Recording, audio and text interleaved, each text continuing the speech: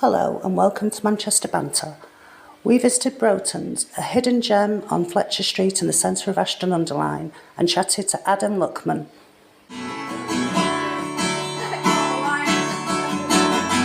7:30 in the morning and then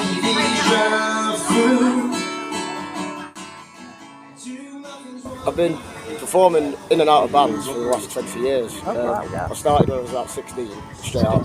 As soon as I started college, met a few friends who I still play with today. We do the odd duo, the odd trio.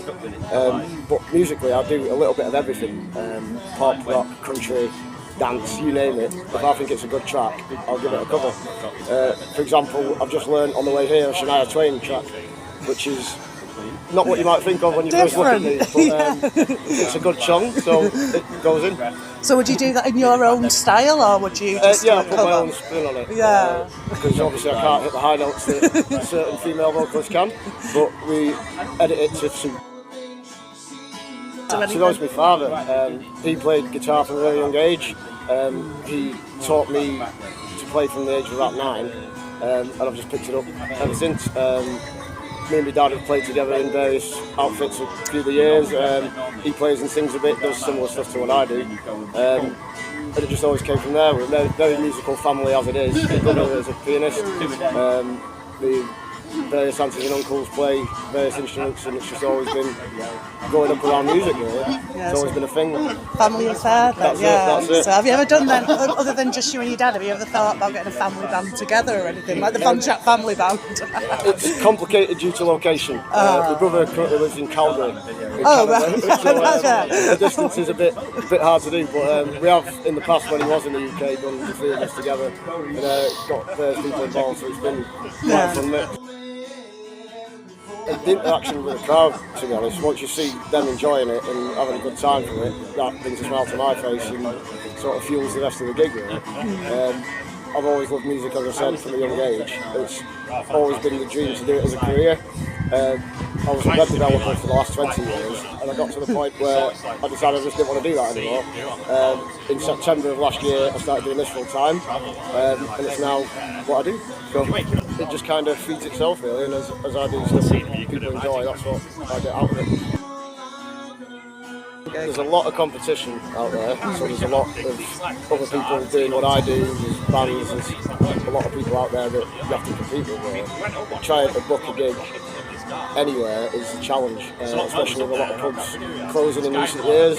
I believe a third of all pubs in Britain have shut in the last 5 years, which obviously makes places like this to play a rarity, a nice rarity, but hopefully, now that we're allowed to roam the world again, it'll revive itself a little bit. Started recording a cover album, which I'm hoping to release by Christmas, and do a 10-track album. A bit of a mix, so you've got stuff from all genres of music, all kinds of artists on there. But also I'm hoping to put a trio together with 2 of my friends who also do this, who I've played with for many, many years. And we've got the beginnings of that in the works at the moment. We've got 4 or 5 tracks down, we're hoping to get an hour, so we'll do a few shows next year. God, yeah, so it's all go for you then, isn't it? Yeah. I also teach guitar during the day, so I'm hoping to get that a bit more established in the next couple of years. I've got a few solid students at the moment, I'm just trying to build on that. Pass it on to the next generation. That's it, it's all go. And I teach the next generation how to do this, because again, it's a dying breed of musicians, with AI and all things like that. And it's easy to make a song without touching an instrument now. You can do it on a keyboard. So to keep this going is only a good thing, I think. We did a gig in Whitehaven recently with me and my friend Ben both doing an individual set, and we turn up at this place. It's called the Twisted Tongue, and it's an absolute goth pub. So it's decked in metal band posters, everyone there's wearing black, fangs, makeup, a lot, and we think we're going to go down like a lead balloon in here, mate. This is not going to go well. But Ben gets up to do his set.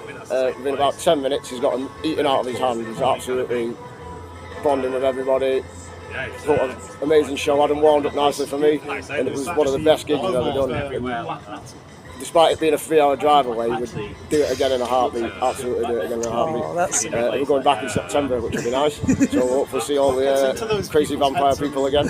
and they absolutely loved it. We're playing with stuff like Ronan Keating, Robbie Williams, Shania Swain, Pink Pony Club, all kinds of stuff, and they're loving it, absolutely loving it. And when we walked in, like, we were going to get lynched here. But no, best gig we've ever done. Finally, message for any fans out there. Just keep supporting live music in as many forms as you can. Listen to it online, like it, share it with your friends, tell people about local gigs. Come and keep bars like this going, because we need you to come and drink the beer and watch people like me to keep this going. Other than that, enjoy what we are putting out. Brilliant. Thank you for your support so far.